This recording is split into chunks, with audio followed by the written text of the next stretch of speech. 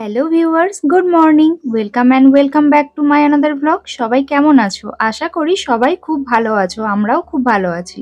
সবার প্রথমে জানাই শুভ মহানবমী। প্রতিদিনের সকাল আমার স্টার্ট হয় থাইরয়েডের মেডিসিন, তারপর আধ ঘন্টা পরে লেমন উইথ চিয়া সিড ভেজানো জল খেয়ে।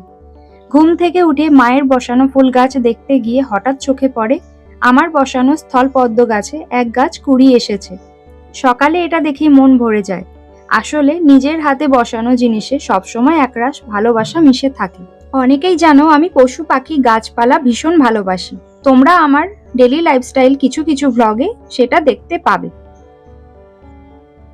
সকালে মা ব্রেকফাস্টে বানিয়েছিল আলুর তরকারি। আলুর তরকারি মুড়ি আমার ছেলের আবার ভীষণ পছন্দের খাবার। আজ যেহেতু নবমী, আর আমাদের নবমী মানেই মাটন হয়। বাপি মাটন এনেছিল, আর মা একটু বিজি ছিল বলে আমাকে মাটন রান্না করার দায়িত্ব দিয়ে গেছিল।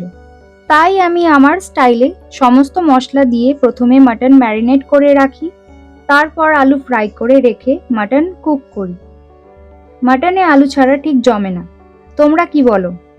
বেশি কিছু করতে হবে না, মাকে আগেই বলেছিলাম। আর মা অন্য কাজে বিজি ছিল, তাই সকালে ভাত আর পুঁইশাক বানিয়ে রেখে গেছিল। আমি অনলি মাটন করেছিলাম। সন্ধ্যা হয়ে গেছে, আমরা এবার রেডি হয়ে বেরোবো ঠাকুর দেখতে। চলো যাওয়া যাক। প্রথমেই যাব হুগলির মোড়ের কাছে ৩ নম্বর গেটের ঠাকুর দেখতে। জাস্ট দেখো কতটা লম্বা লাইন আর চারদিকে কত ভিড়। অবশেষে আমরা ভিতরে প্রবেশ করি। ৩ নম্বর গেটের থিম বানিয়েছিল মানিকদার কেরামতি, আর প্যান্ডেলের ভিতরটা ছিল অসাধারণ।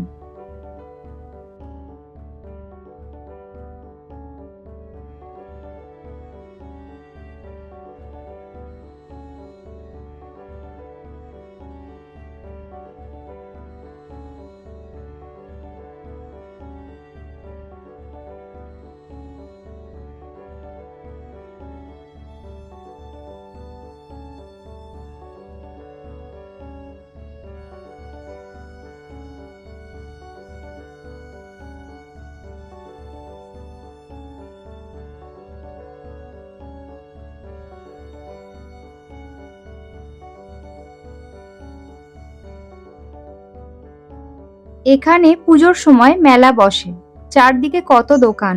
আর আমার ছেলে ওয়েস্ট বেঙ্গলে, ওর এটা নিয়ে সেকেন্ড টাইম দুর্গাপুজো দেখা। এখানকার মেলা আর আমাদের ছত্তিশগড়ের মেলা সম্পূর্ণ আলাদা। তাই ঈশান মেলায় গিয়ে ওর পছন্দের কিছু টয় নেয় ওর দিদুনের থেকে। এরপর আমরা যাব চুঁচুড়ার টপ প্যান্ডেলের একটি প্যান্ডেলে, যেটি কারবালাতে করা হয়েছে। দীঘার জগন্নাথ মন্দিরের আদলে চুঁচুড়ার কারবালাতে জগন্নাথ মন্দির থিমে প্যান্ডেল করা হয়েছে।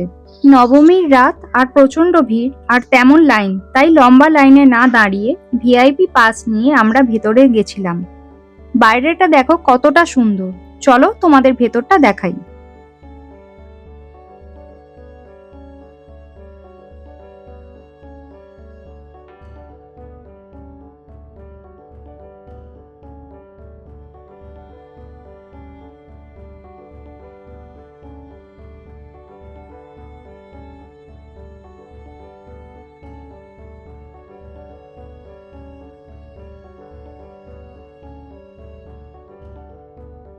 ভিতরের সৌন্দর্য এক কথায় অসাধারণ। এক একটা কোণা একদম নিখুঁতভাবে তৈরি করা। তোমরা নিজেরাই আমার ভিডিওটা দেখে বুঝতে পারবে। চলো তোমরা ভিডিওটা কন্টিনিউ দেখো, স্কিপ না করে।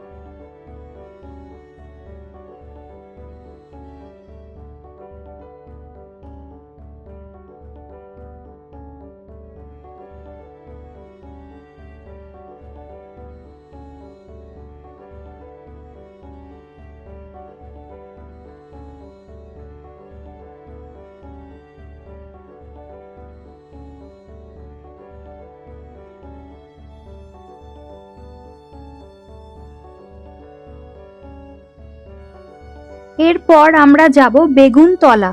ভিড়টা জাস্ট দেখো, সেম কারবালার মতো বেগুনতলাতেও বিশাল লম্বা লাইন।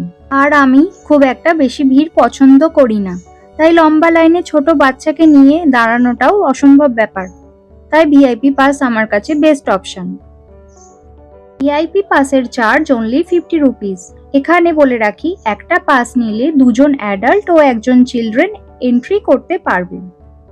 এই বছরে বেগুনতলার থিম বানানো হয়েছিল মুক্তি থিম নিয়ে। চলো ভিতরে যাওয়া যাক, আর তোমরাও ভিডিওটা দেখো।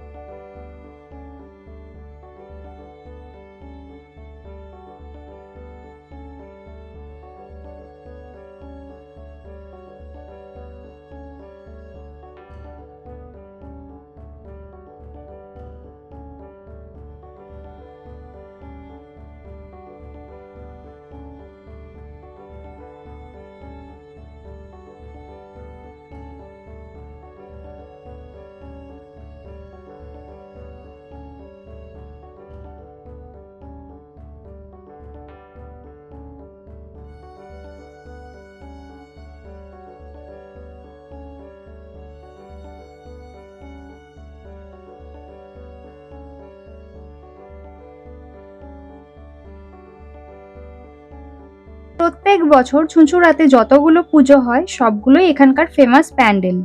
এখানে বেগুনতলাতে সব থেকে বড় মেলা বসে। জিনিসপত্রের দাম প্রায় রিজনেবল, তার মধ্যে আমিও কিছু কিছু জিনিস কিনেছিলাম।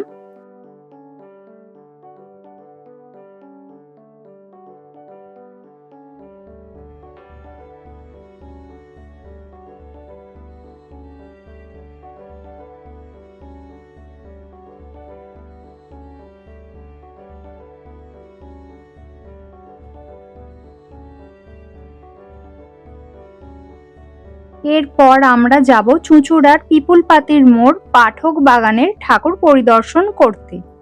এখানে ট্রাইবাল কনসেপ্টে থিম করা হয়েছে। চলো তাহলে প্যান্ডেলের ভেতরে যাওয়া যাক।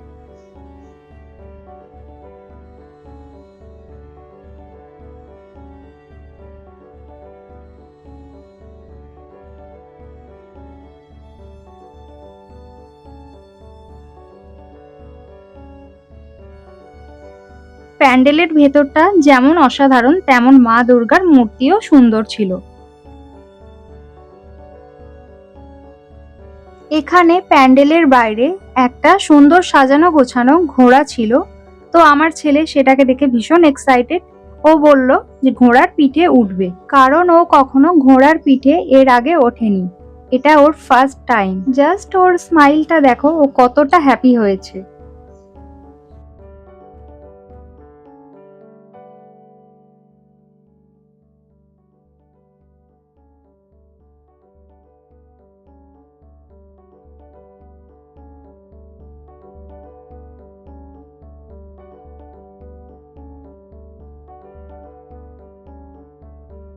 এখন আমরা যাব চুঁচুড়ার পিপুলপাতির মোড়। এরপর আজকের লাস্ট নবমী প্যান্ডেল হপিং হুগলির ওমেন্স কলেজের কাছে মা দুর্গা পরিদর্শন করি। আর এটাই ছিল আজকের নবমীর আমাদের লাস্ট প্যান্ডেল হপিং। এরপর কলেজের পাশে এক বিরিয়ানির দোকান থেকে নিয়েছিলাম চিকেন বিরিয়ানি। রাত প্রায় 11:30 বাজে, আর এখন পুজোর সময় এখানে বেশিরভাগ নো এন্ট্রি, তাই লিমিটেড কিছু টোটো থাকে। আর ভাগ্য ভালো ছিল বলে টোটোতে আমরা বাড়ি ফিরি। তো আজকে আমার নবমী স্পেশাল ব্লগ তোমাদের কেমন লাগলো অবশ্যই জানিও। আর আমার ব্লগ তোমরা কে কোথা থেকে দেখছো সেটাও জানাতে ভুলো না। তো চলো, আমার ভিডিওটা তোমাদের ভালো লাগলে অবশ্যই like, comment, share and subscribe করে দিও। আজকের মতো এইটুকুই, আবার দেখা হবে পরের ভিডিওতে।